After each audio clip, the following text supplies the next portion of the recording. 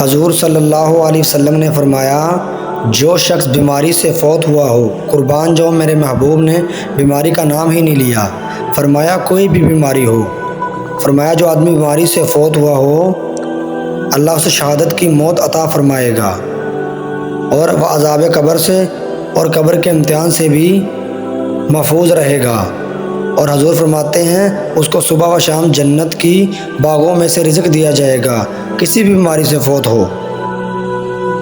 اللہ کریم نے قرآن مجید میں ارشاد فرمایا، سب سے بڑی چیز اللہ کی رضا ہے اور بڑی کامیابی ہے، اگر کسی کو ملے تو کائنات میں سب سے بڑی چیز رب کریم کی رضا ہے۔ اگر اللہ کسی سے راضی ہو گیا تو بات ہی بن گئی۔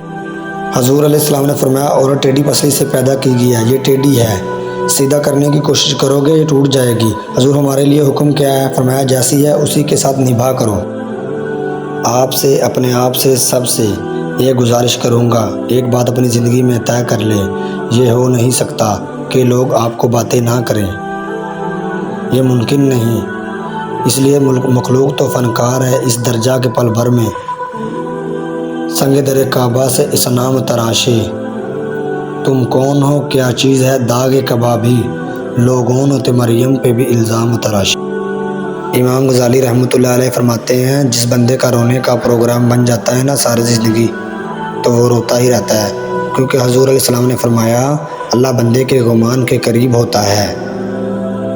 فرمایا جس کا ارادہ بن جائے نا یا اللہ مجھے دے میں تیری مخلوق میں بانٹوں گا، اللہ اسے اتنا عطا دیتا ہے کہ اسے بانٹنے والا بنا دیتا ہے۔ تو معیار تو بلند کریں سوچنے کا۔ کون کہتا ہے کہ اللہ نظر نہیں آتا؟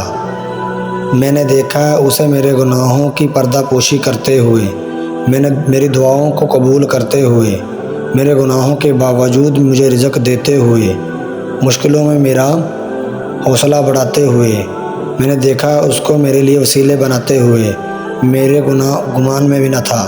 اللہ پر یقین ہونا چاہیے میرے بھائیوں۔